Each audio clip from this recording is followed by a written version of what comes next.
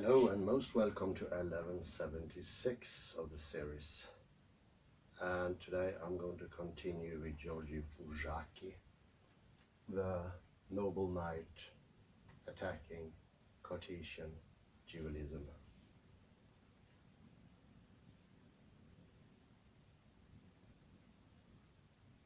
He is absolutely remarkable.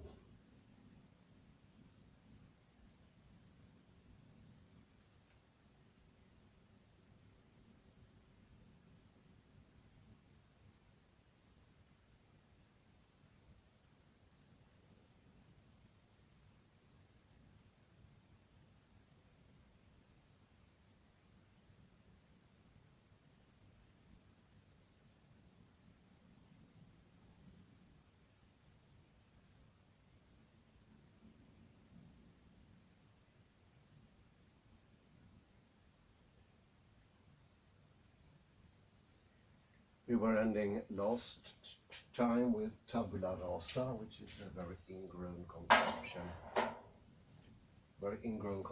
of how the human mind works. It's a blank slate. It is a chalkboard without inscriptions, and it seems that the only way of understanding the world is being completely blank. This is a saying, vaguely, not correctly, but of György Buzsaki. A child doesn't see anything as different. And when I heard that, I realized I've been thinking wrong all my life. How can anything be different? How can anything be discovered if you have nothing to compare or see with? It's such a wrong assumption, made by most philosophers, I would say all, bar possibly Wittgenstein. Augustinus is a famous example of this failure to understand. But it's ingrown in our society, in our traditions. And I think that is the reason it becomes harder to sort of dissolve or make softer.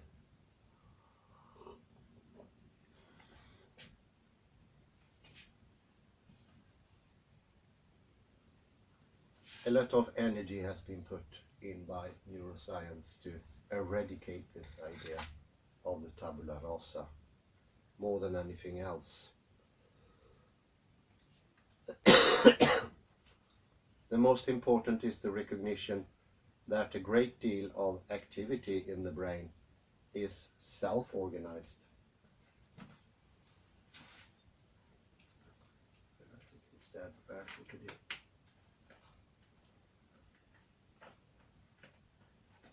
Skip a second here.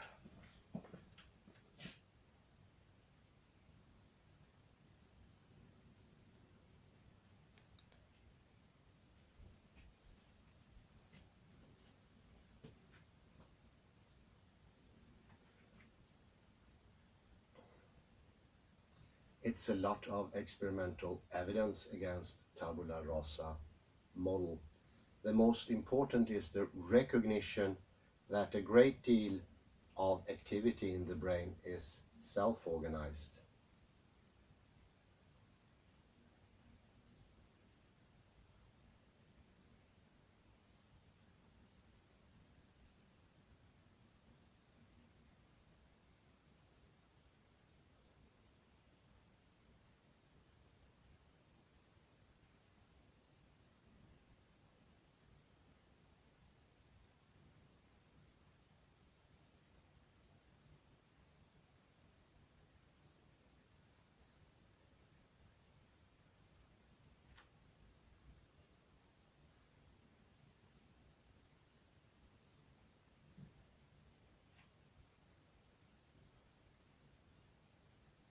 Instead of being driven by outside signals. And outside signals is the Augustinian, Platonian, and so forth idea of reality coming to us. Flawed or correct, it doesn't matter. That's always the way it comes to us. This self-generated persistent activity is supported by the numerous local and brain-wide neuronal rhythms, which will be discussed further on. For now, it is sufficient to note that these oscillations are not only part of and help to stabilize neural dynamics, but also offer a substrate for syntactical organization of neuronal messages.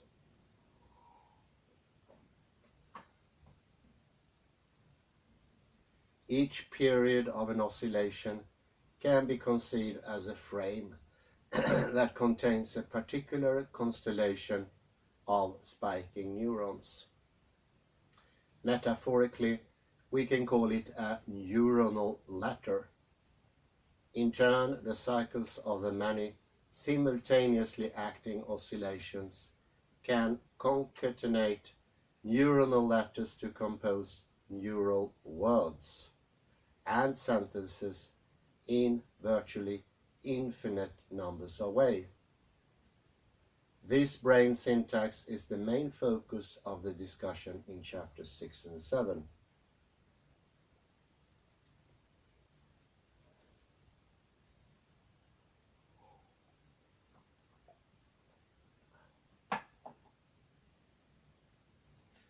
Wide-range distributions good enough and precise solutions. As an alternative to the empiricist outside-in tabula rasa view, I raise the possibility that the brain already starts out as a nonsensical dictionary. It comes with evolutionary preserved, pre-configured internal syntactical rules that can generate a huge repertoire of neural patterns. These patterns are regarded as initially nonsense neuronal words which can acquire meaning through experience. Under this hypothesis, learning does not create brand new brain activity patterns from scratch, but is instead a fitting process of the experience onto a pre-existing neural pattern.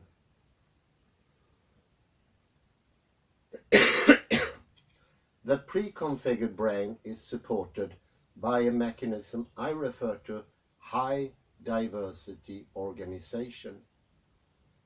Diversity and large variations are the norm in the brain, whether we are analyzing its microscopic or macroscopic connectivity,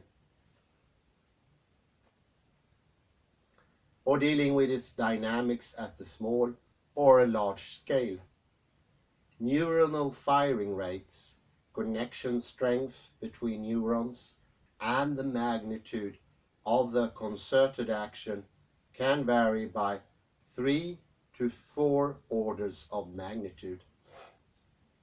I speculate that this diversity, which respect a logarithmic rule, is the essential backbone that provides stability, resilience, and robustness to brain networks against competing requirements for wide dynamic range, plasticity, and redundancy.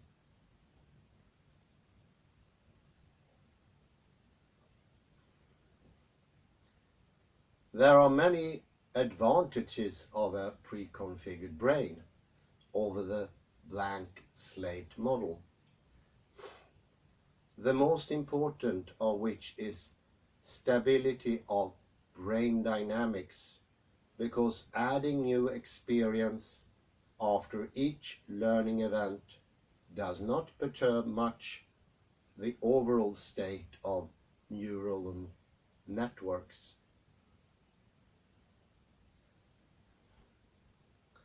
I will discuss that even the inexperienced brain has a huge reservoir of unique neural patterns. each of which has the potential to acquire significance through the experience of unique events or situations.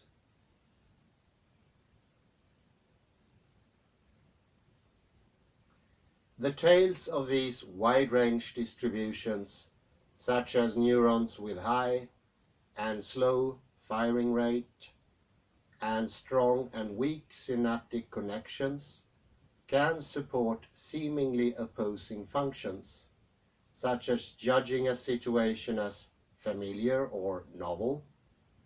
Neural circuits involving a minority of highly interactive and well-connected neurons may appear as a constraint.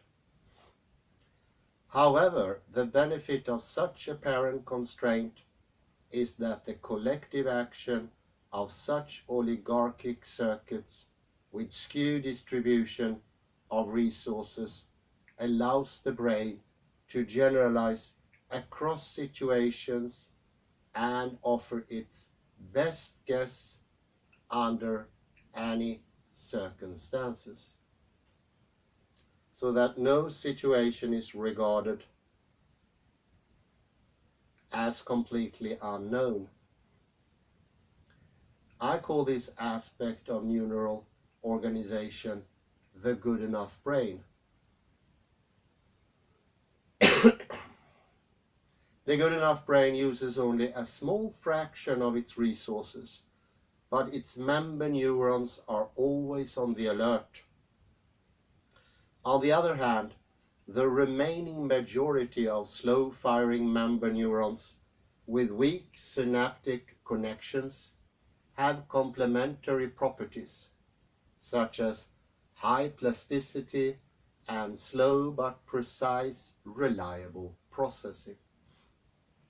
This other extreme of network organization comprises the precision brain, whose main job is to redefine a situation or an event and determine its distinctness in high detail. The good enough and precision aspects of brain organization complement and in fact assume each other. In the pre-configured brain model, learning is a matching process in which pre-existing neural net patterns, initially nonsensical to the organism, acquire meaning with the help of experience. As discussed earlier, attaching meaning or significance to any neuronal pattern requires grounding, which can be provided only by action, the ultimate source of knowledge. In contrast to the tabula rasa model, in which the complexity of neural dynamics scales with the amount of experience, in the pre-configured brain network homeostasis is only minimally and transiently affected by new learning, because nothing is adding to the circuitry. Only rearrangements take place.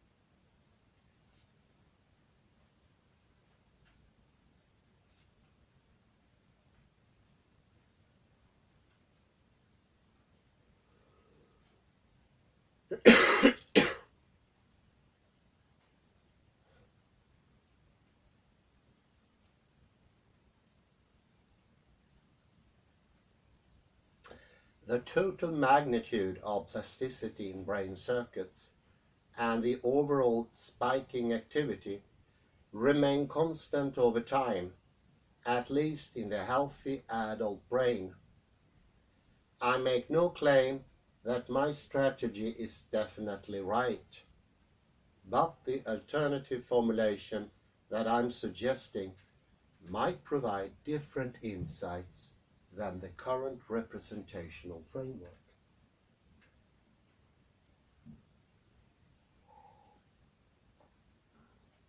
In contrast to the pre-configured brain, the outside-in framework assumes that there are obvious things in the outside world, which we often call information, and the brain's job is to incorporate or absorb that information. But how?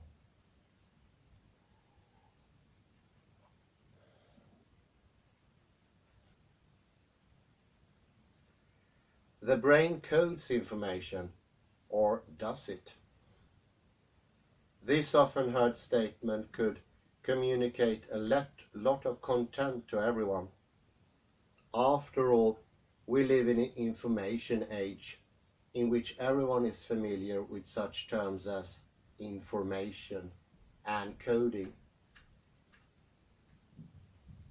But when we attempt to explain and define information coding in the brain, we pause because we do not have a widely accepted discipline definition. When terms are not defined precisely, they often acquire many disguised interpretations and therefore convey different meanings to different individuals. Is my grant proposal rejected or approved? From the perspective of information theory, answer represent a single bit of information, yes or no.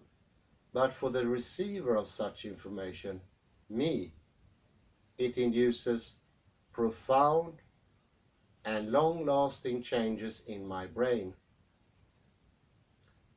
While the mathematical formalism of the information theory is neutral to information content, the same cannot be said for the brain.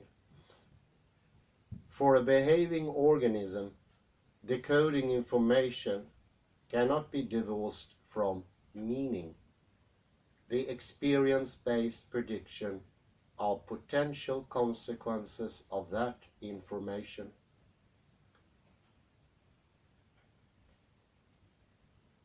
There is no such thing as an invariant information content in a stimulus. Very well. Fantastic, Buzsaki. Features or attributes of a stimulus are not objective physical characteristics of the stimulus.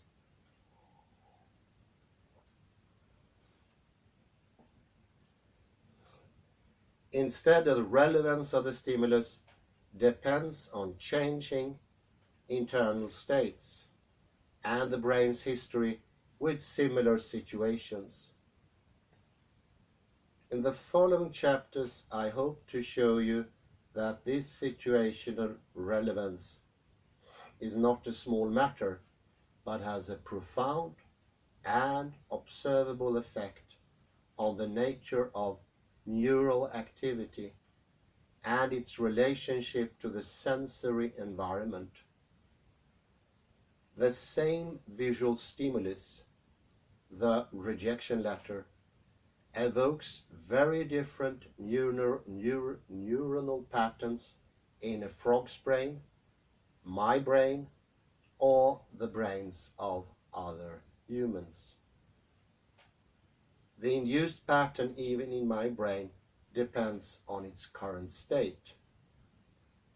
If the letter arrived the same week when I received the news about other rejections, it would induce a very different effect compared to an alternative situation when the letter arrived a day after I won the lottery jackpot.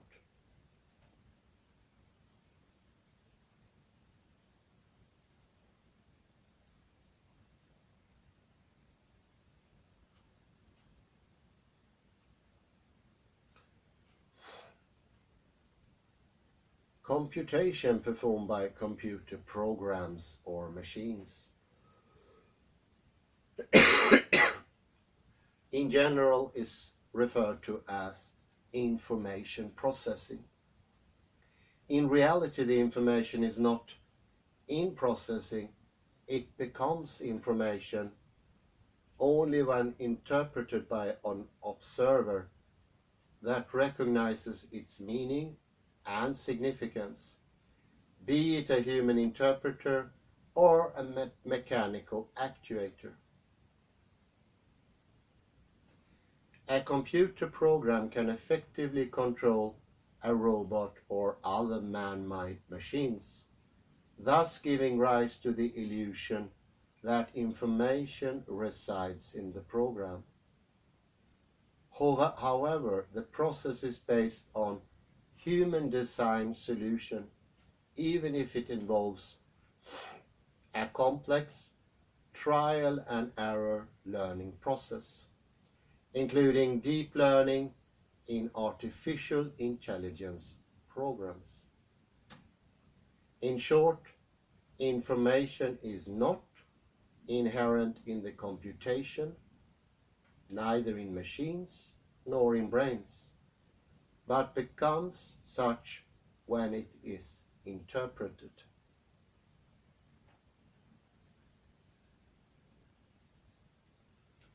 In neuroscience, information is often understood as acquired knowledge, a broader concept than in information theory. Claude Shannon warned us that information theory is aimed in a very specific direction, a direction that is not necessarily relevant to such fields as psychology. In the forthcoming chapters, I discuss why the brain is not an information-absorbing, perpetual coding device, as it is often portrayed, but a venture-seeking explorer, an action-obsessed agent, constantly controlling the body's actuators and senses to test its hypothesis. The brain ceaselessly interacts with, rather than just detects, the internal world in order to remain itself. It is through such exploration that correlations and interactions acquire meaning and becomes information. Brains do not process information, they create it.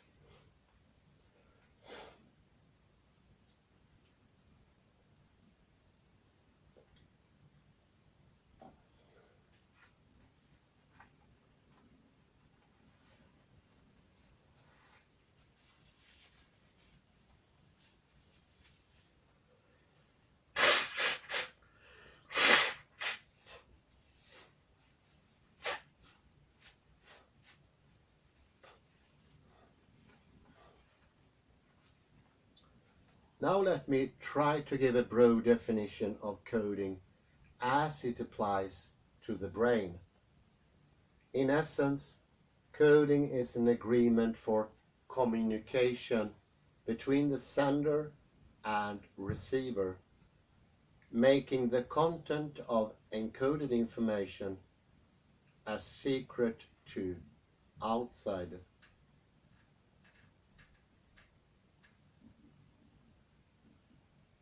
If the code is not known to the receiver, the packets carry no inherent information.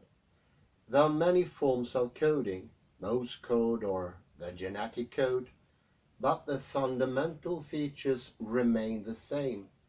The encoding-decoding process is done via a cipher, a transforming tool that encrypts messages by mutually agreed syntactical rules, so the information looks like nonsense to the uninitiated. Encryption is not always intentional. Of course, sometimes it just happens. Evolution has no aim of secrecy, yet biological codes are often mysterious to us. That is, until we uncover the cipher.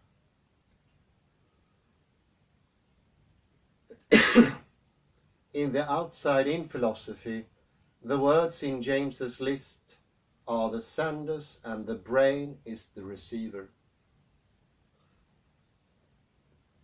However, terms such as emotion, will, attention, and others are not senders of anything and possess no inherent information. Space and time are not sensed directly by the brain either, and no messages are being sent by them. If we want to understand information, we should start with its creator, the brain.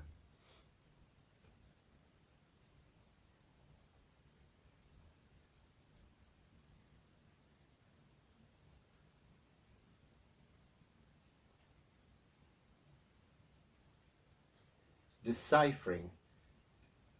Alan Turing, genius by many accounts, he and his team at Bletchley Park, north of London, are credited with breaking the code of the secret messages of the German Navy in World War II. I must make a correction, and this is interesting. Rather,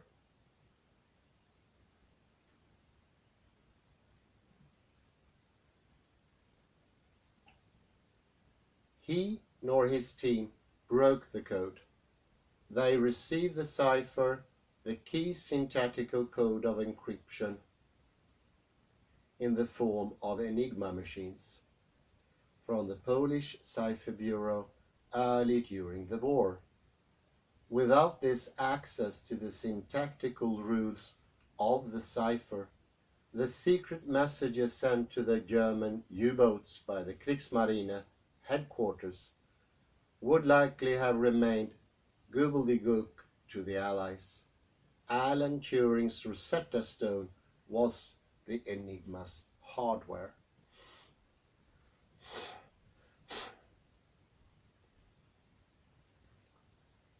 Is deciphering a secret code possible without some a priori knowledge of the syntax? Our third example, discovery of the genetic code and the translation of DNA to RNA to protein, was such a case. The cipher in this case was the double spiral. The two strands of the helix consist of polynucleotides made up from simpler units of nucleotides. Each nucleotide is composed of a nitrogen-containing nucleobase, cytosine C, guanine G, adenine A, or thymine T, as well as a monosaccharide sugar called deoxyribose, and a phosphate group. The syntax is elegantly simple. A is always paired with T and C paired with G, providing the rule for making the double helix DNA. The hydrogen bonds between these match pairs of nucleotides bind the nitrogenous bases of the two separate polynucleotide strands. This DNA sequence is ultimately translated into a string of amino acids. The building blocks that make up proteins. This is done via rRNA, which transcribe a particular set of 3 nucleotides into a particular amino acid. Using this messenger RNA as a template, the protein molecule is then built by linking neighboring amino acids. These examples of code-breaking practices and their players offer an important lesson for brain scientists in our search for a neuronal code. When the syntax is known, breaking a code is a hopeful exercise. Uncovering the meanings of the hieroglyphs took a few thinkers and a few decades of hard work. A few years of nerve-wracking search for correspondences, with several hundred people working together, were required to decipher the messages encrypted by the Enigma machines, even though the cipher was available. In the case of the genetic code, with well understood goals, a combination of 4 elements to code in triplets for 20 known amino acids.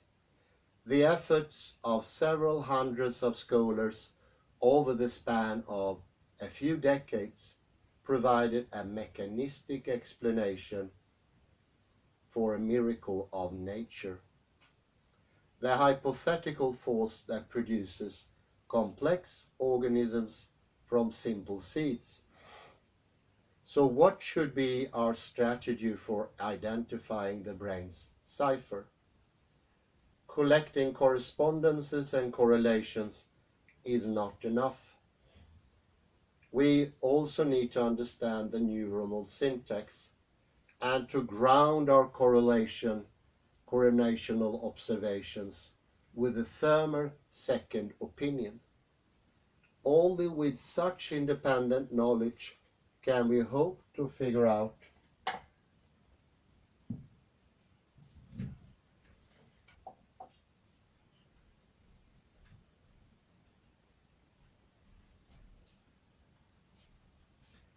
the secret meanings of the brain's vocabulary.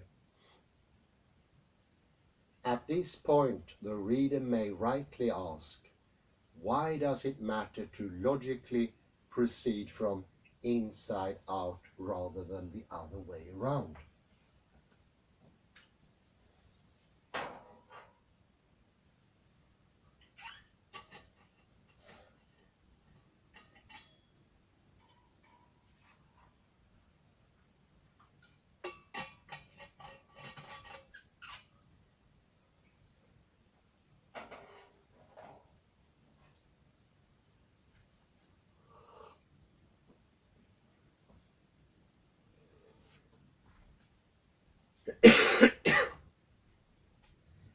Can we not understand relationships either way? Answering this will require discussion of the complex problem of causality in neuroscience, the topic we're going to explore in the next chapter.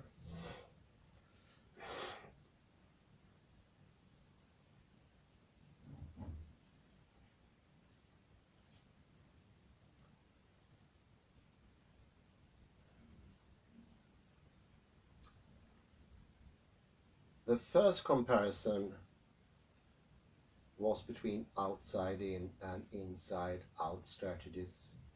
The outside in or perception action framework has deep philosophical roots, starting with Aristotle and most explicitly elaborated by the empiricist philosopher David Hume.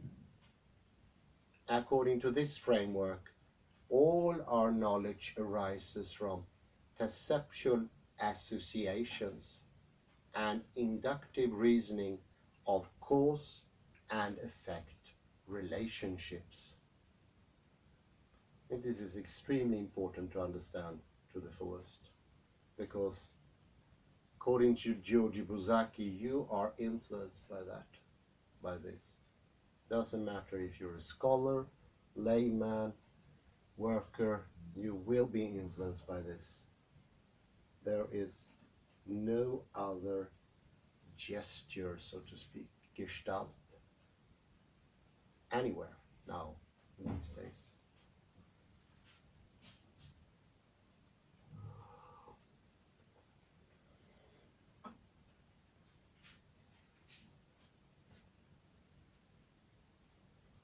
This philosophy is the absolute foundation of Western science and thinking, and continues to influence thinking in contemporary neuroscience. An inevitable consequence of this perceptual representation-centered vision is the assumption of a hidden homunculus that decides whether to respond or not.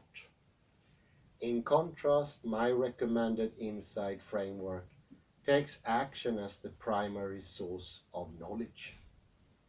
Action validates the meaning and significance of sensory signals by providing a second opinion. Without such grounding, information cannot emerge. Next, we discuss the relationship between the tabula rasa, blank slate, and the pre-configured brain models. In the empiricist outside-in model, the brain starts out as a blank paper, onto which new information is cumulatively written. Modification of brain circuits scales with the amount of newly learned knowledge by juxtaposition and superposition. A contrasting view is that the brain is a dictionary with pre-existing internal dynamics and syntactical rules, but filled with initially nonsense neural words. A large reservoir of unique neural patterns has the potential to acquire significance for the animal through exploratory action.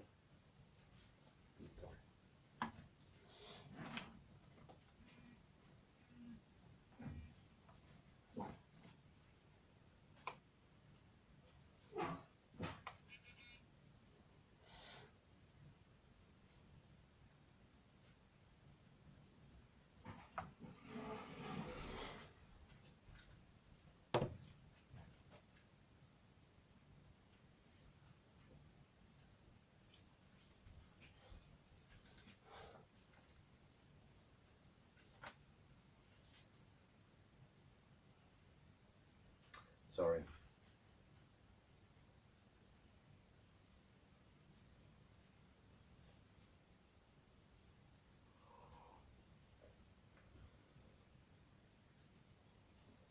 In the empiricist outside-in model, the brain starts out as a blank paper onto which new information is cumulatively written.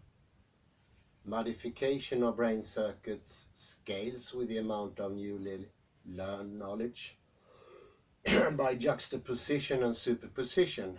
A contrasting view is that the brain is a dictionary with pre-existing internal dynamics and syntactical rules, but filled with initially nonsense neuronal words. A large reservoir of unique neural patterns has the potential to acquire significance for the animal through exploratory action and represents a distinct event or a situation. In this alternative model, the diversity of brain components, such as firing rates, synaptic connection strengths, and the magnitude of collective behavior of neurons, leads to wide distributions. The two tails of this distribution offer complementary advantages. The good enough brain can generalize and act fast.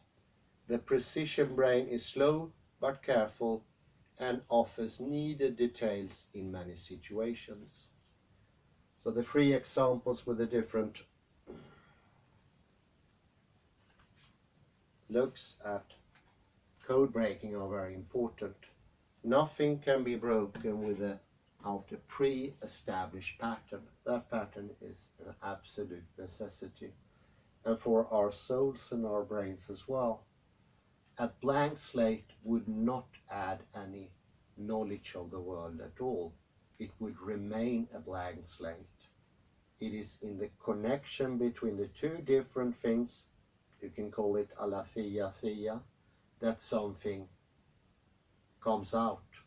It can never ever a single time in the universe can information develop otherwise. And this, of course, this was also the fault of Gödel, thinking he could get rid of action, meaning, or code breaking, whatever you call it, the cipher, and just have a blank slate that, so to speak, read off mathematics. Turned out to be an absolute absurdity. Something that can never ever work in real life. Proven. It is proven as well. So it becomes stronger here with Buzsaki to showing it from a research way. It might be complicated in the beginning, but it's the first real proof that attacks vehemently the Cartesian cut. And I would say, my opinion is the Cartesian cut has become stronger the last couple of decades because we're trying to fit our system with it. It is not an ideology, it's not a belief, it is something we do. And since everything is action, the Cartesian cut is passivity in some way. Letting meaning be out there, letting, like the English empiricist, the world is already out there, and your head is an empty slate. It is not a good imagination. It stops everything.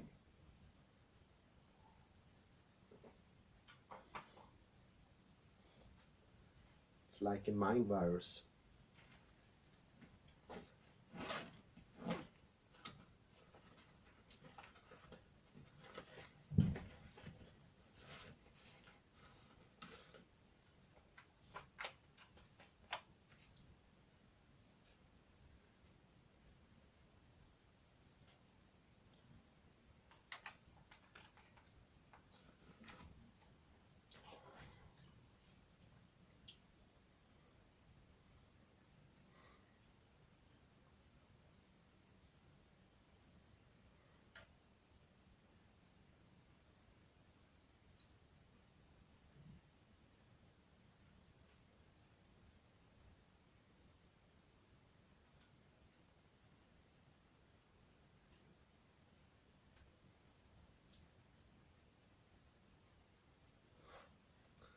So let's go into mathematics in the next chapter. Both mathematics and scientific thinking require logic. All mathematical theories can be reduced to some collection of axioms or set of rules on which an internally consistent system is built. These axioms should not be violated, but since science is supposedly different, it has no a priori rules. We simply observe regularities in nature and call them laws. When we interfere with those regularities, we become part of the relationship and therefore may alter them. As Heisenberg, the father of uncertainty in quantum mechanics, famously stated, listen up, what we observe is not nature, but nature exposed to our method of questioning. End of quote.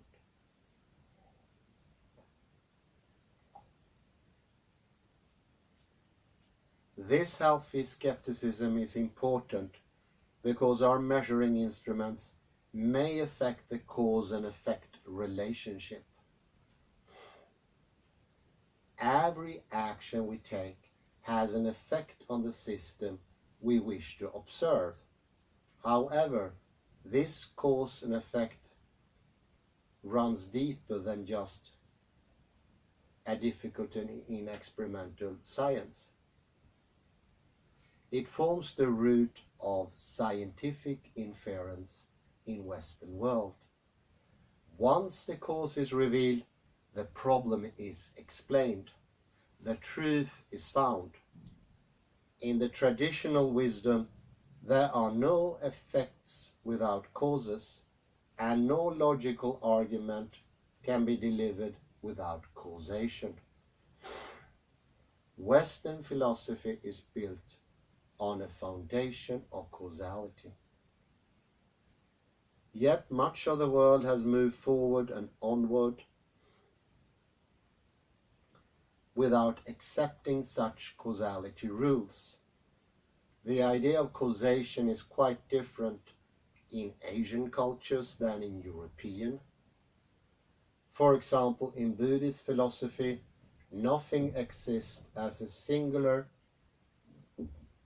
and independent entity because things and events depend on multiple co-arising conditions.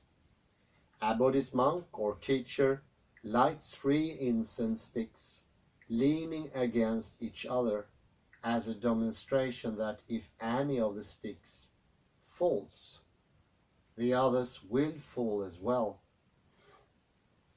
Similarly, Confucians approached causation in an all-encompassing manner, searching for a network of connections. Historical changes are explained by coincidence of events instead of a particular cause. In Muslim philosophy, causal relations have no inherent necessity at all. Instead are just expressions of what God does. Therefore, it should not surprise us that people from different cultures, yet with the same kind of brains, judge the affairs of the world surrounding us differently. So why do we assume that the European philosophy of science is the superior or only way to view the world and ourselves? Especially given that many other cultures have achieved great scientific discoveries.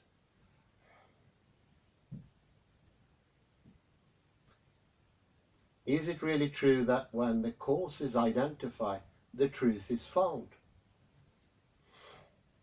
Even the good old Descartes hesitated to accept such a link. First, he states, if a cause allows all the phenomena to be clearly deduced from it, then it is virtually impossible that it should not be true. But then he immediately backtracks and adds, nevertheless, I want causes that I shall set out here to be regarded simply as hypotheses. End of quote. Because we often make assumptions which are agreed to be false. The modern meaning of the term hypothesis refers to conjecture which can be rejected by observations and experiments.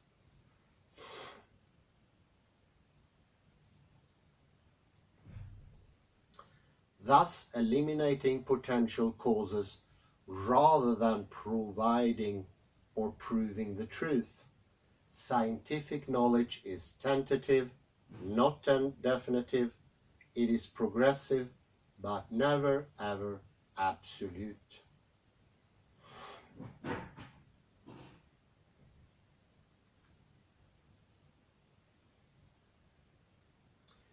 cause and effect.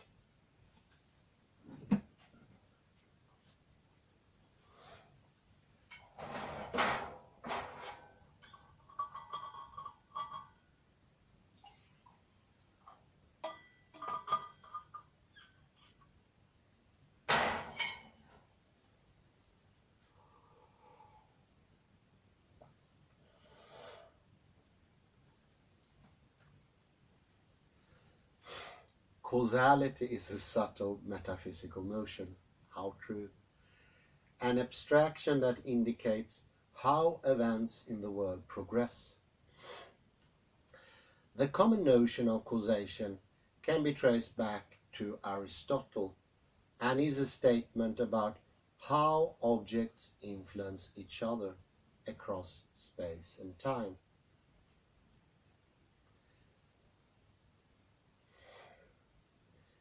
Causation is defined as a chain of dependency, where the cause always precedes the effect. The cause is in the past of a present event. An event A is the cause of event B if the presence of A is necessary for B to happen. For A to have any effect on B, event A has to happen first.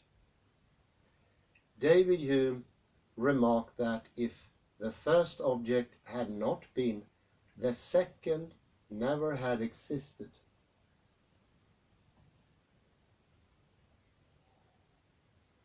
In a deterministic framework, the presence of the cause is a necessary and sufficient condition for an effect to happen. Causality and determinism are often intertwined. Of course, an effect can have many co-occurring causes, but we are compelled to believe that we should be able to identify at least one.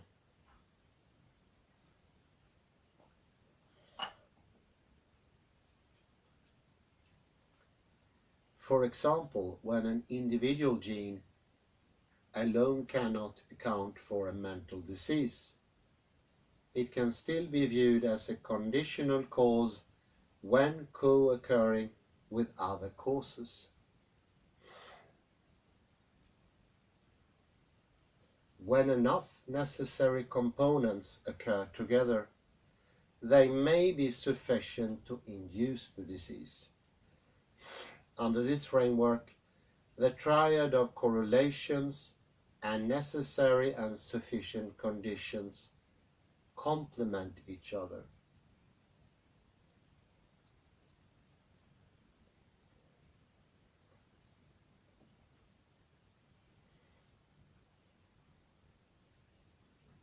In another formulation, one can distinguish an immediate or proximal cause or a predisposing cause and a sustaining cause. Neither the predisposing nor the sustaining cause alone could be designated as a necessary and sufficient condition. Yet the proximal cause may not have happened without the sustaining and the predisposing causes.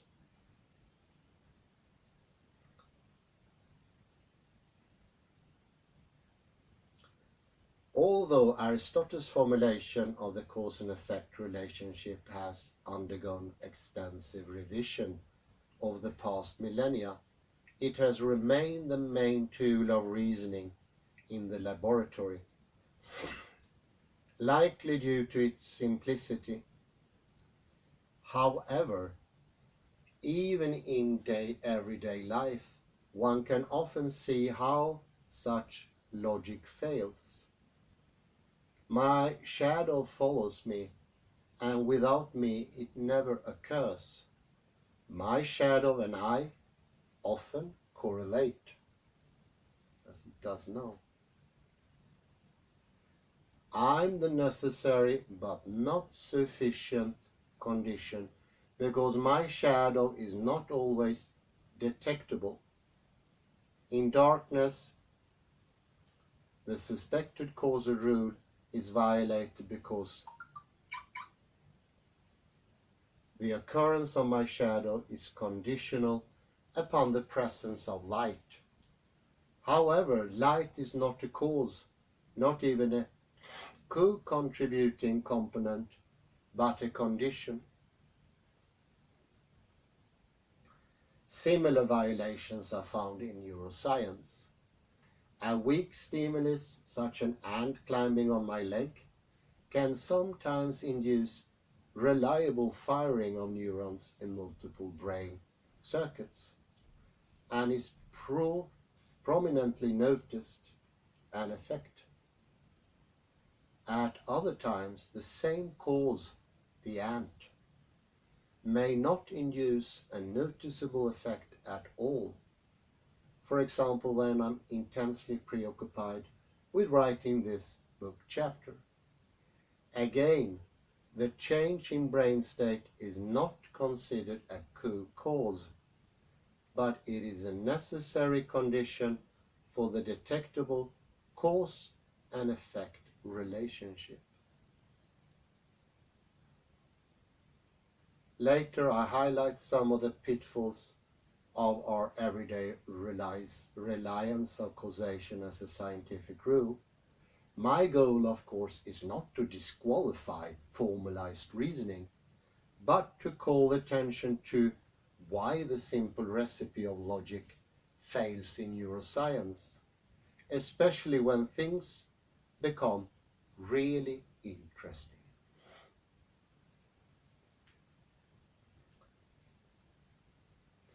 Because of the omnipresence of logical inference and causation in science,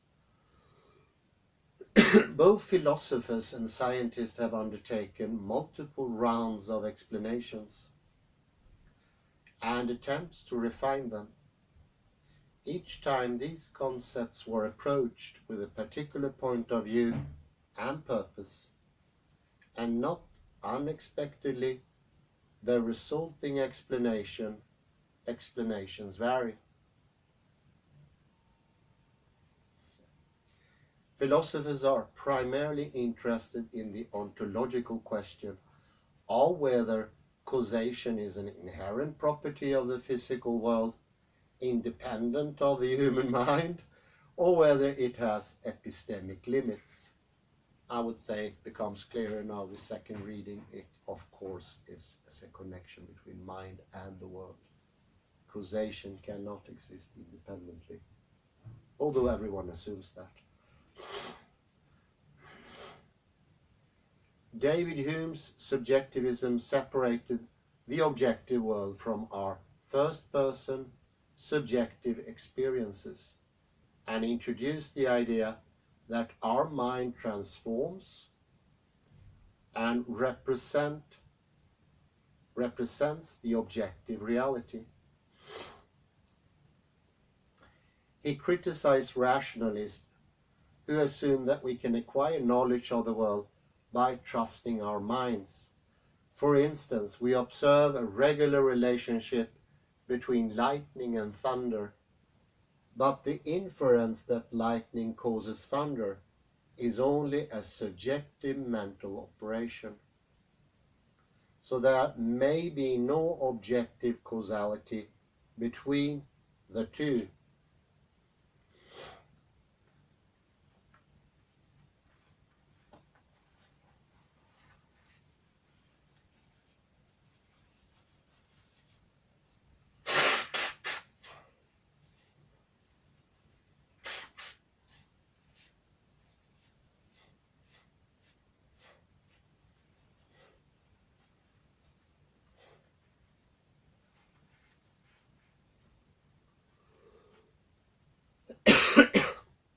Hume thought that we do not experience the cause itself.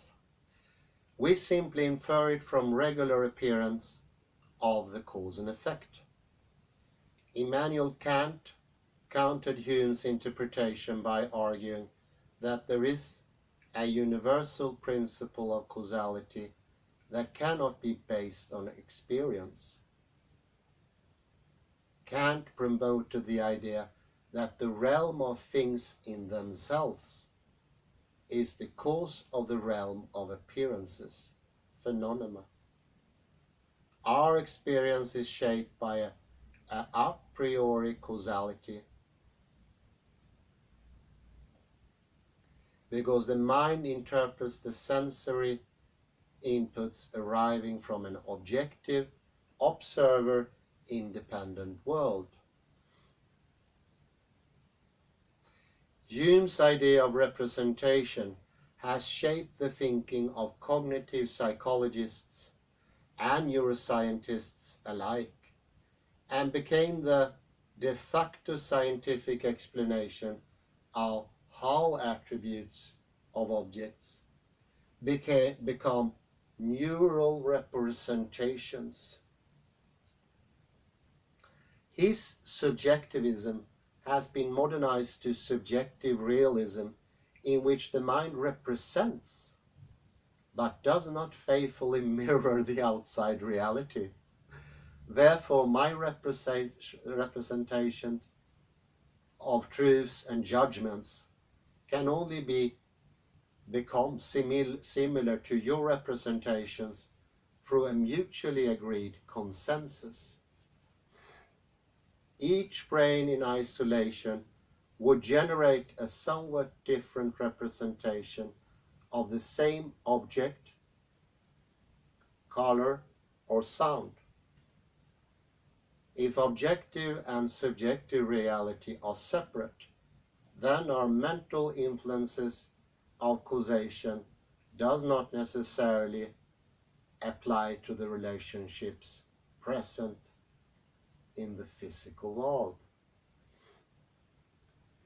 In a deterministic system with one-way interactions among the constituents, cause and effect relationships can be reliably described by Aristotelian Humean arguments, because the cause regularly precedes and induces the effect. Determinism heavily rests on causality.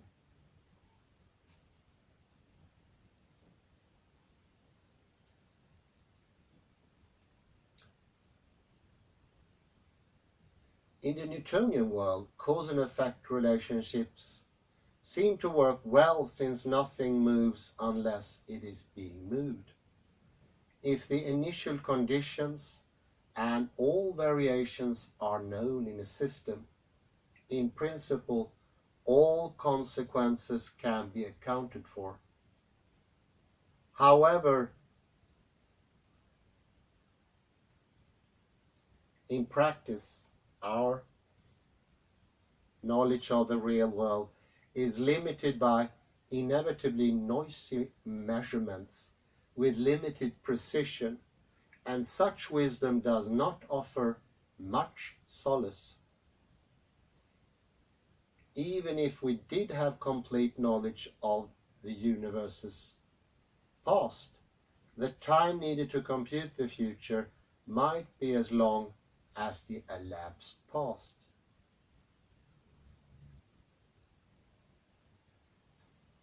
I have to add a footnote, it's just too interesting. Interestingly, Muslim theology makes a similar distinction between batin, things in themselves, or noumena, and zahir, phenomena. Muslim scholars believe that the categories of causality and existence apply only to the nominal realm, but not to zahir. Muhammad exists, but we do not know how. We just have to believe it. For a concise exposure of fresh thinking about causation, see Schaffer.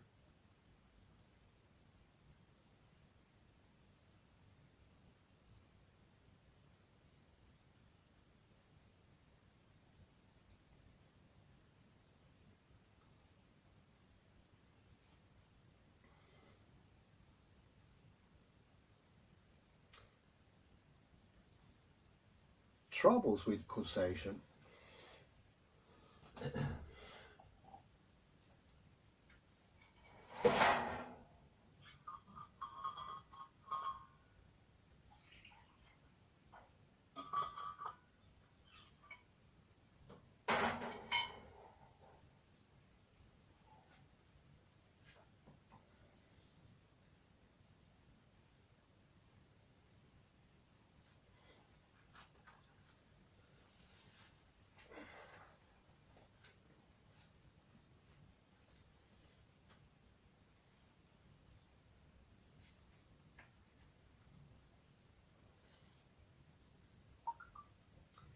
Problems with causality surfaced early in contemporary physics, with the birth of quantum physics, nonlinear dynamics, chaos theory, and quantum entanglement.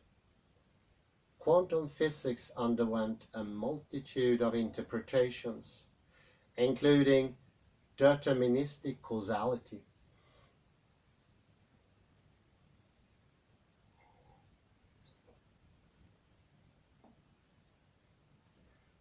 On the other hand, in the framework of general relativity, time became symmetric and the foundations of cause and effect logic were shaken.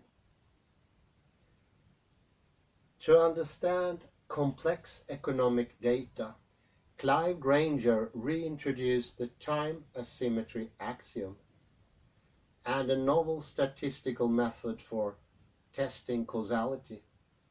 The past and present may cause the future, but the future cannot cause the past.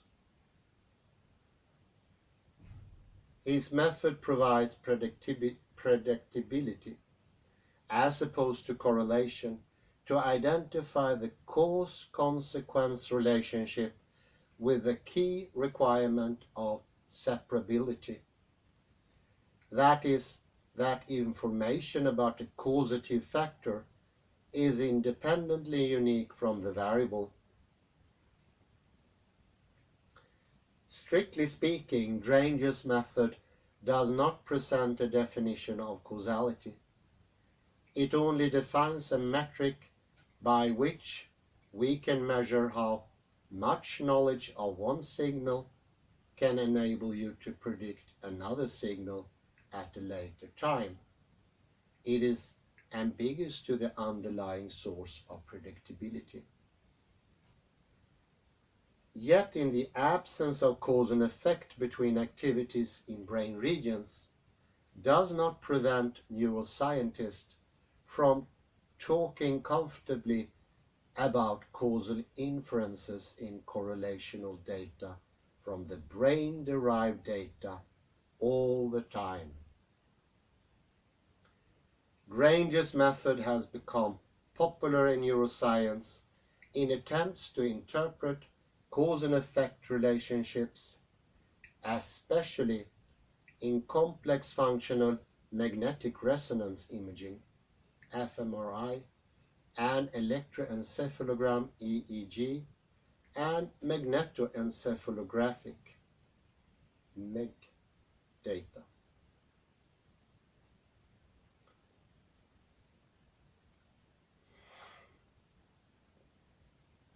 But many situations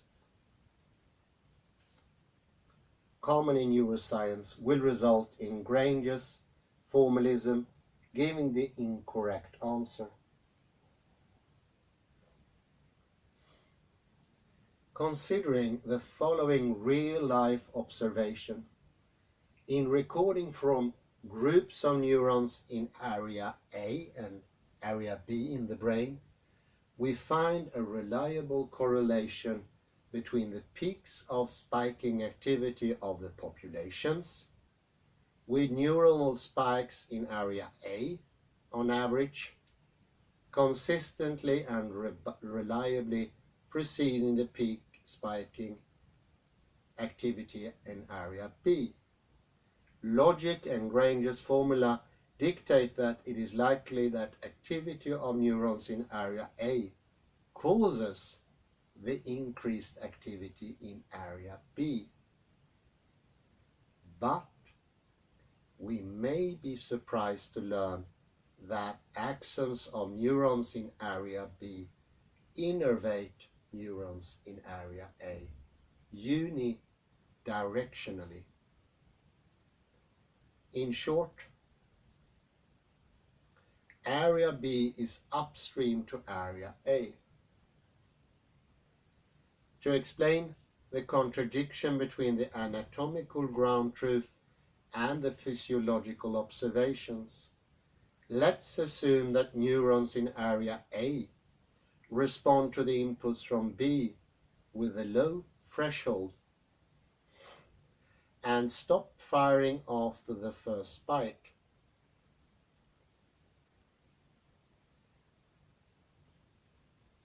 This results in a peak spiking of the population in area RA earlier than the peak in area B. So it's just the opposite.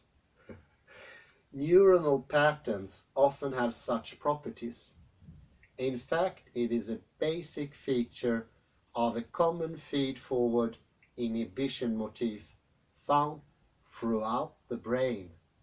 So this is common all over the brain, and it's trickery to say the least. The reality is simply not that simple. The oversimplification of Hume just fades away. It doesn't even seem like coarse sketches, it's just randomly noting some things that just doesn't make sense. Neuronal patterns often have such properties. In fact, is a basic feature of a common feed-forward inhibition motif found throughout the brain. Neurons can stop firing under continuous and even increasing drive because intracellular mechanisms may prevent sustained firing in neurons of area A, or because strong feedback from inhibitory neurons prevents the occurrence of further spiking. Without knowing the anatomical connections and biophysical circuit properties of neurons, Granger's formula gives the full conclusion that area A causes activity in area B.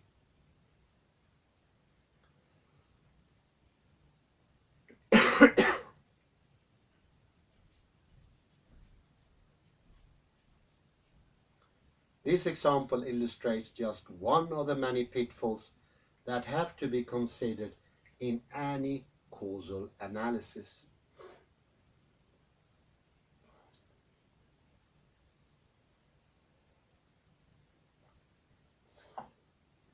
Of course, this example does not disqualify the existence and importance of cause and effect relationships.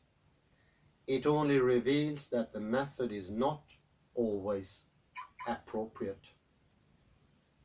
Hidden common causes are the most frequent sources of misinterpretations based on a correlational argument.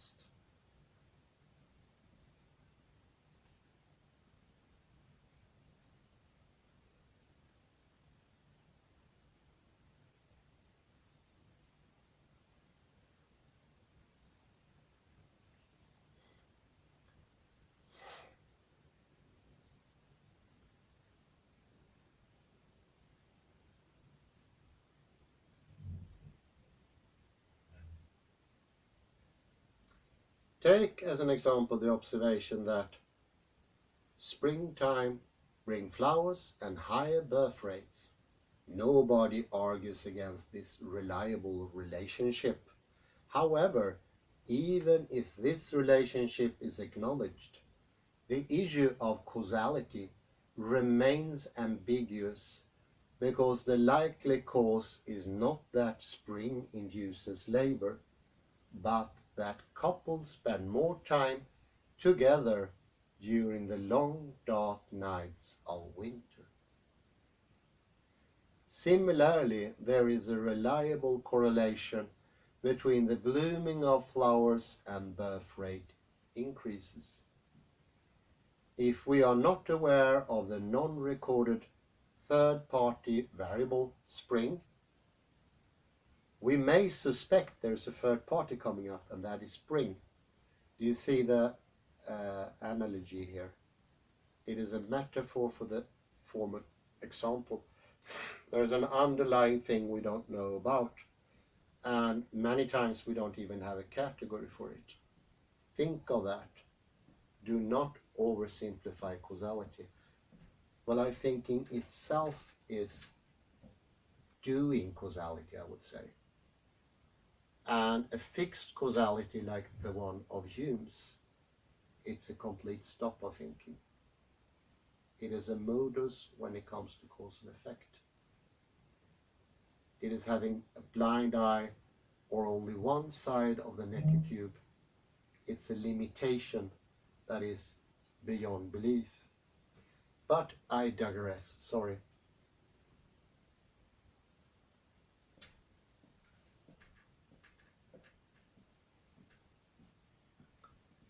If we are not aware of the non-recorded third-party variable, spring, we may suspect a causal relationship between these two variables as well.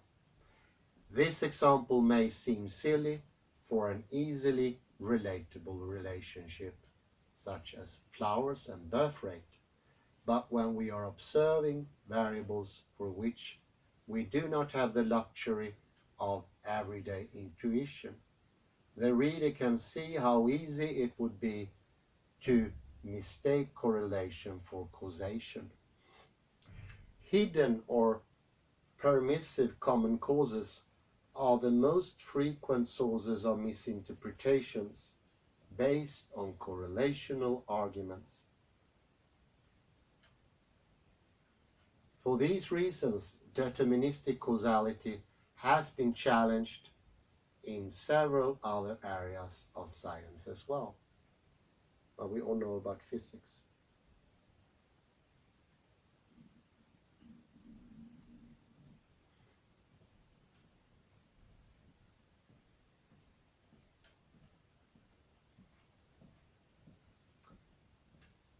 Probabilistic causation. Events can follow each other with high probability, very low probability, or anything in between.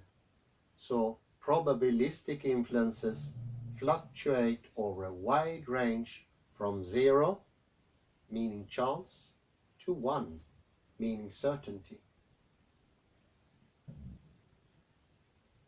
However, it's not obvious which aspect of the distribution are causal and which are not. Probability is an abstract mathematical concept and not a mover needed for causation in Newtonian physics. I said this is incredibly important.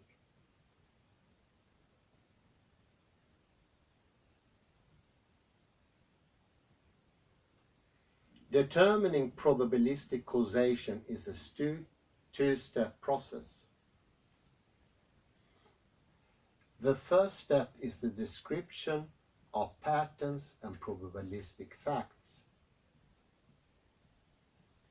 And the second is to draw conclusions from the measured probabilities. This second step is not inherent in the observed facts, however, but it is an interpretation of the experimenter.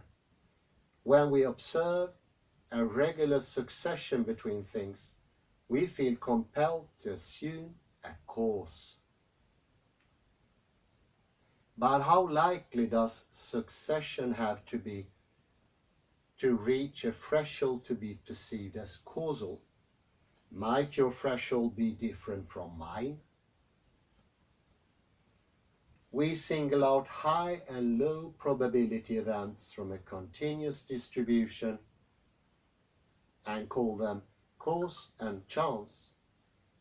Confusion about chance, low probability, high probability is a major contributor to wishfully interpreted causal relationships between gender and performance, gene and intelligence quotient, and religion and moral values, and conflation between explanation, that is post-diction, and prediction is also common in neuroscience data, yet correlating, explaining, predicting, and causing are all different.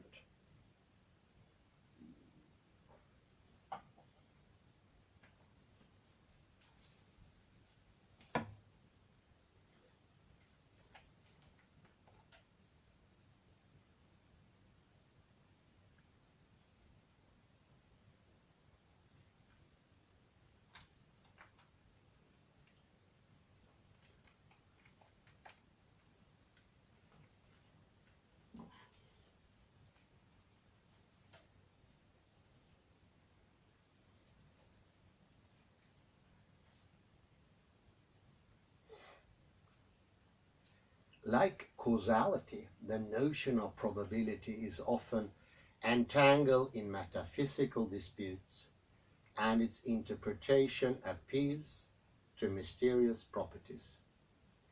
Such considerations led Bertrand Russell to suggest that we remove causation from scientific thinking. Quote, "In the motions of mutually gravitating bodies, there is nothing that can be called a cause, and nothing that can be called an effect. There is merely a formula. In the mathematical equations of physics, there is no room or need for causes. Do we need them for neuroscience? Paradoxically, Russell's quantitative probabilistic formulation managed to save rather than eliminate causation as the tool of scientific explanation.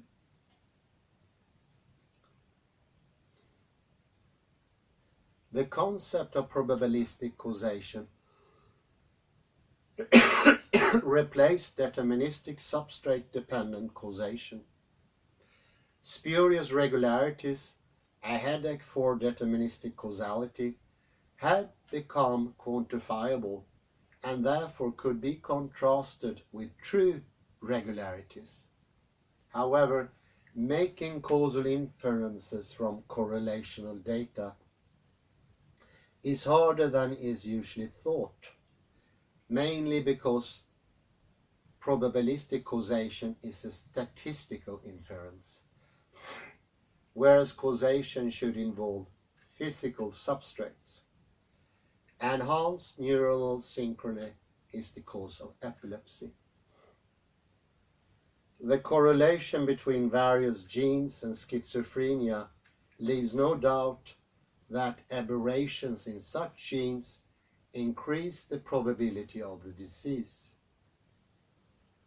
On the other hand, claiming that my friend's schizophrenia was caused by particular genes is hard to support.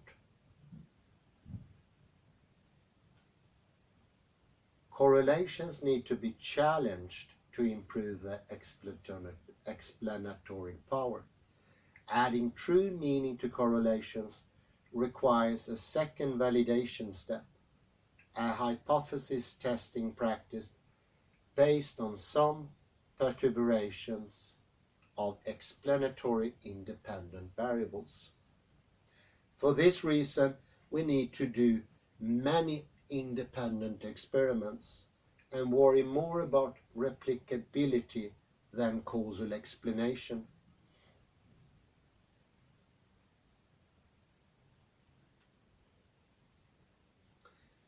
Probabilistic causation appears more attractive and perhaps more appropriate for describing interaction in complex systems such as the brain. After all, it is only in interactions that nature affects the world. One may wonder whether transforming the philosophical problem to a precise mathematical description makes the word causation more valid. This is especially relevant in mutually interconnected and strongly recurrent complex systems with amplifying, damping feedback loops and emergent properties. Brain networks are robust and balanced, so sometimes even a very strong stimuli may fail to affect the brain. Other times, minute perturbations can have a large impact on neuronal activity depending on the state of these networks.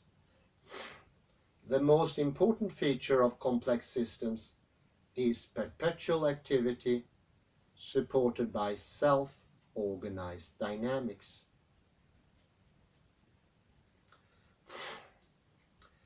Ever since an EEG signal was first detected from the surface of the brain and sculpt, its ever-changing electric landscape has been called spontaneous. Related terms such as endogenous, autogenous, autochthonous, autopoietic, autocatakinetic, and self-assembled are more popular in other complex systems, but they refer to the same idea.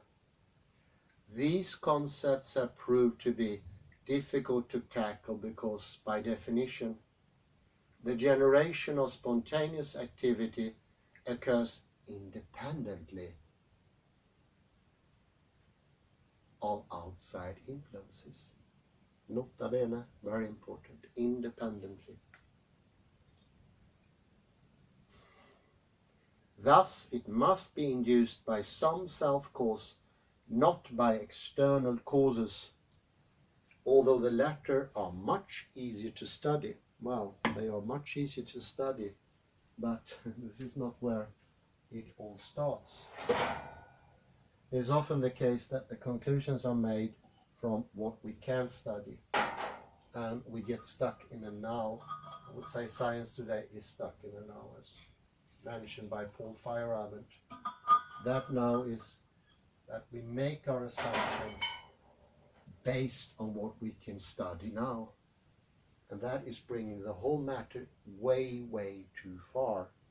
Way too far. And the second thing is, of course, how we are influenced of the 2.5 millennia before. There are two things there. The nowness of science, where the little we can discover makes up for a foundation to make conclusions, preemptively and too stern. It's very problematic.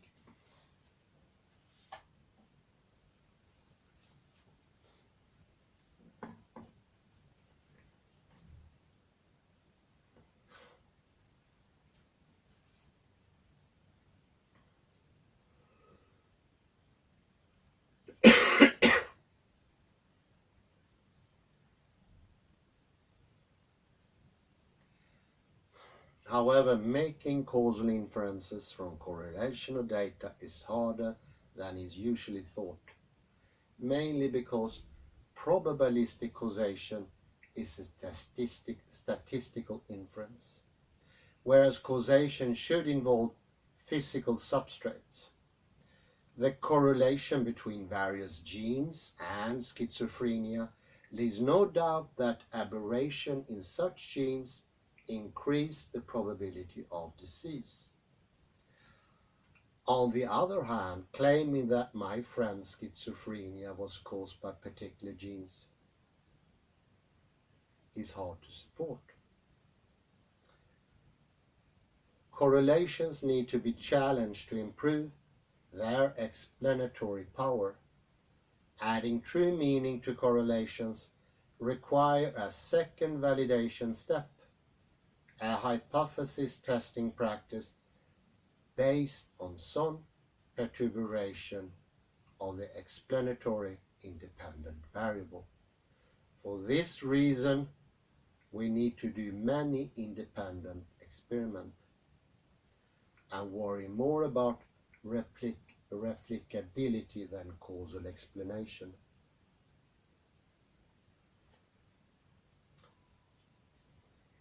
Mutual and self-causation. Wow. Probabilistic causation appears more attractive and perhaps more appropriate for describing interactions in complex systems, such as the brain. After all, it is only in interactions that nature affects the world. One may wonder whether transforming the philosophical problem to a precise mathematical description makes the word causation more valid. The issue is especially relevant in mutually interconnected and strongly recurrent complex systems with amplifying, dampening feedback loops and emerging properties.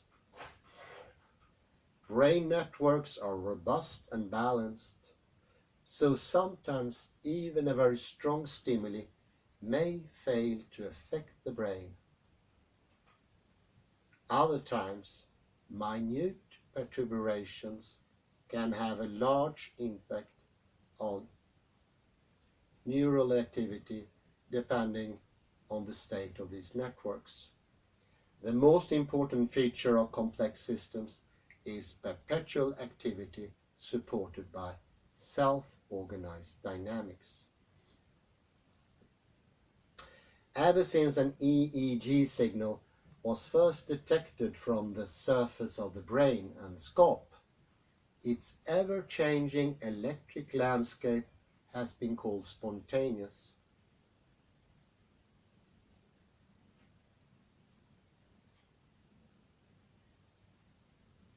Actually, the term self-organization was introduced by the British psychiatrist Ross Ashby already in 1947.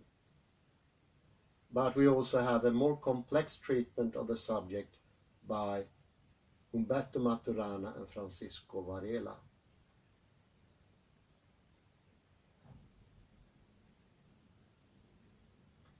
Just because two sets of data move together over time, remember Alan Emreen and his correlation of the weather change, that does not necessarily mean that they are connected by a causal link.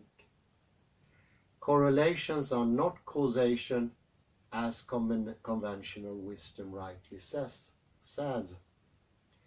Therefore, cause does not reduce to correlation. To understand a machine, it is not enough to look at it carefully. We must take it apart, put it together, or remove parts from it and see what happens. Of course, in a closed system, such a car, if all parts and all the linear interactions are known, in principle, the state of the system can be described at any time. However, in open systems, such as the brain with its complex dynamics, such complete description is rarely possible, mainly because the interactions are non-linear and hard to predict.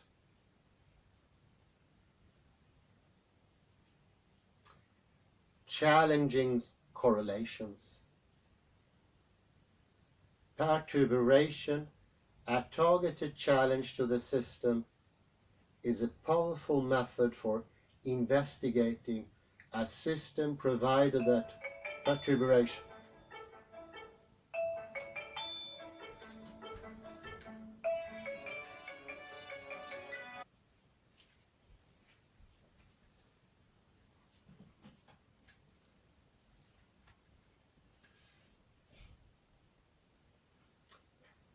challenging correlations, perturbations, a targeted challenge to the system, is a powerful method for investigating a system provided that perturbation is done using a correct design and the resultant changes are interpreted properly. In neurology and brain sciences, the perturbation method is one of the oldest.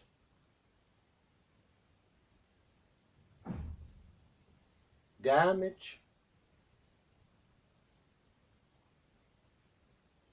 or degeneration of certain brain parts as a result of injury or disease has offered numerous and powerful insights into the contribution of various brain structures to normal function, suggesting that different parts of the brain are specialized for different functions.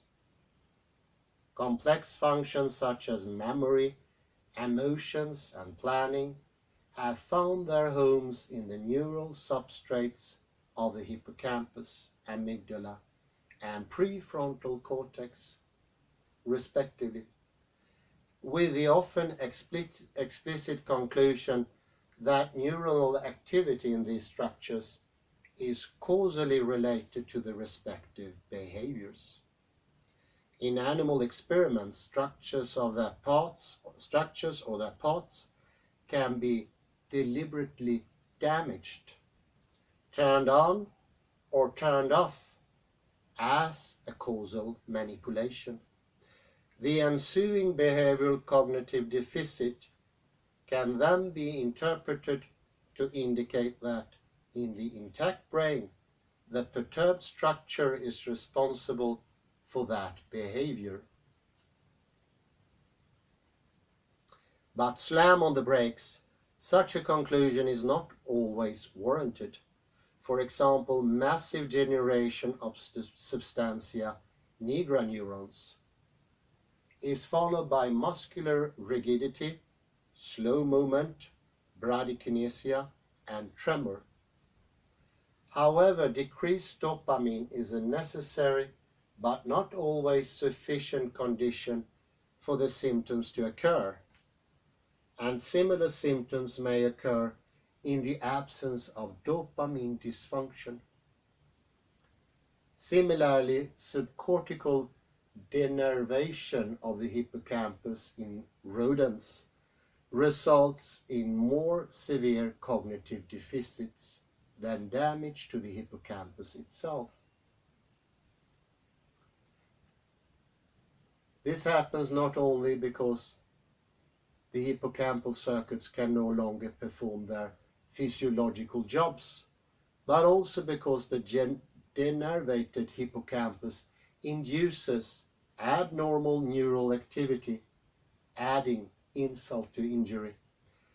Conversely, if behavior is unaffected long after the lesioning a particular brain structure or circuit, one cannot rule out its important contribution to that behavior because the brain circuits have redundancies, degeneracies, and plasticities that can often compensate for an acute impairment. These examples illustrate why, in a densely interconnected dynamical system like the brain, even minor and local perturbation may induce unexpected activity in downstream and distant structures. Furthermore, functional recovery may occur via alternative behavioral strategies and adaptive repurposing of structures that are targets of the damaged area. The emerging non-physiological activity in these downstream structures can be as damaging as the absence of their upstream partners. These considerations point out the caveats and limitations of using causation in our search for physiological function in the complex labyrinth of brain dynamics.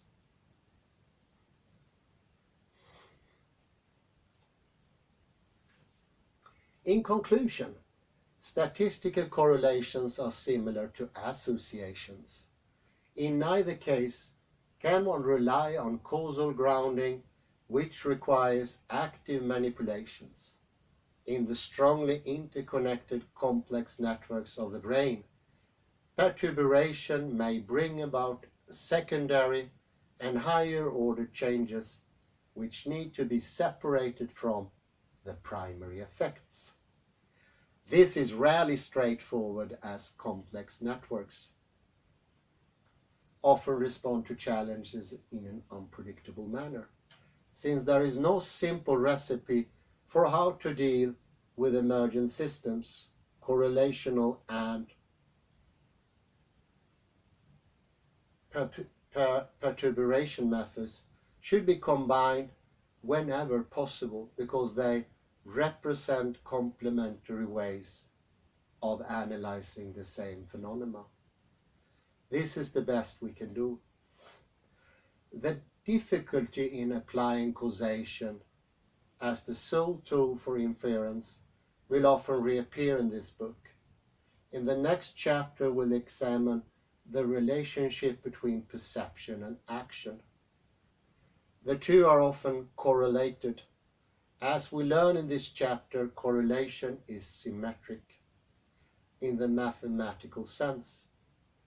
However, in searching for a cause with an assumed direction, we designate one set of variables independent and the other dependent, and make the relationship asymmetric in our minds.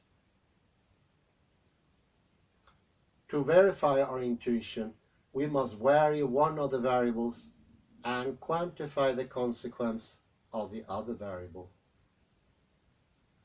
From this perspective, there should be a distinction in whether we talk about a perception-action cycle, where perception is the critical variable for action, or an action-perception cycles, where action is critical for perception.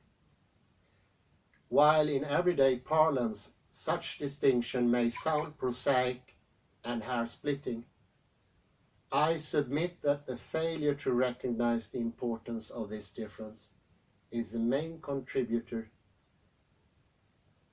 to why the outside-in framework continues to dominate cognitive neuroscience. That is, it's very hard to get rid of because of the testing. The testing way makes for this system, and that's established, I would say, in all different branches of science today. We make the conclusions in a now, we get fixated, and we start from there and build upwards. It becomes a lock.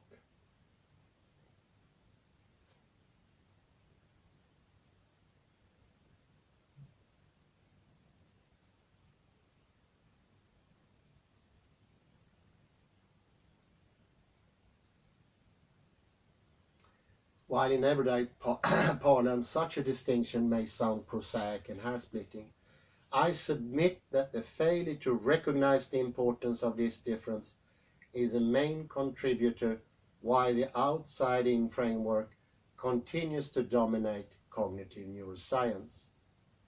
In an uncalibrated naive brain, changing the sensory inputs may not impact the motor response much, save phylogenetically learned fixed action patterns.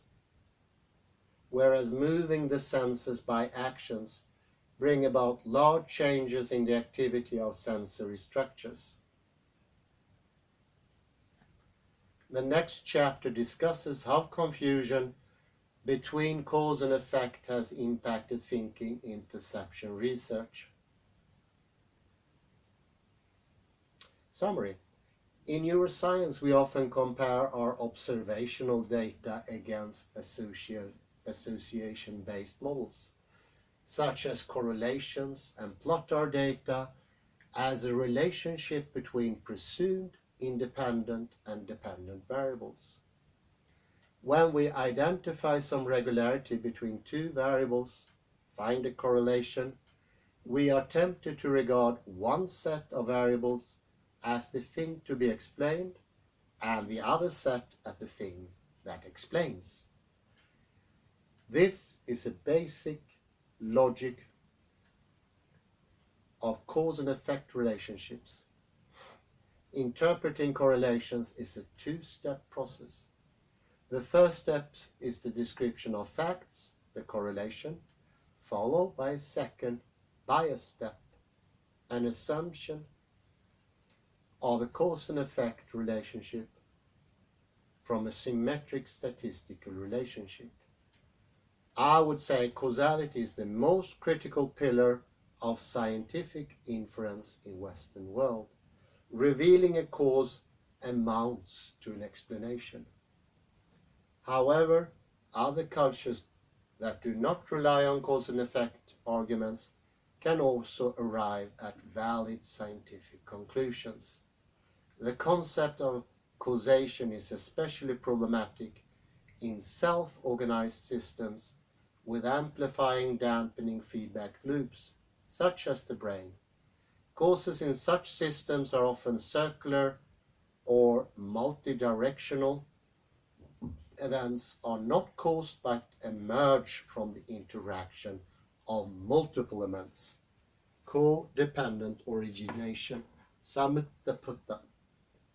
In East Asia, cause and effect is never as straightforward as it is in the Western Hemisphere.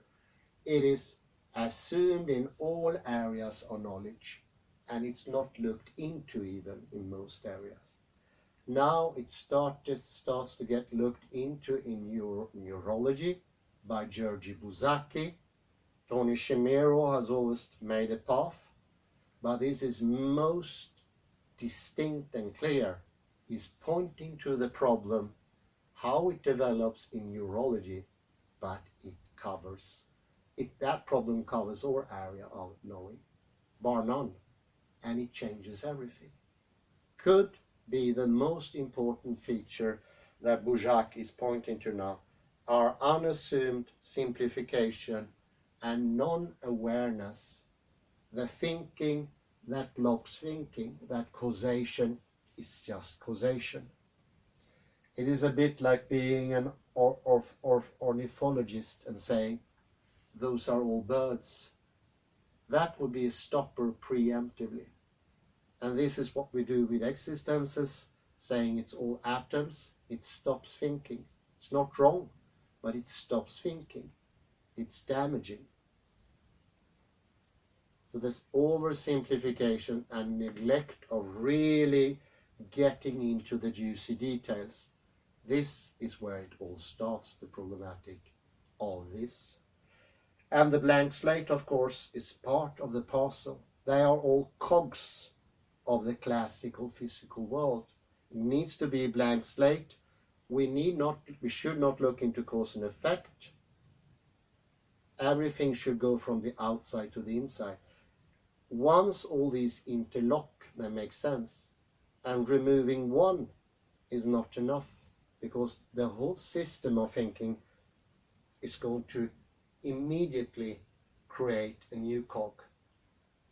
It's a system that is self-organizing. So the thinking of the thinking is in itself a self-organizing system.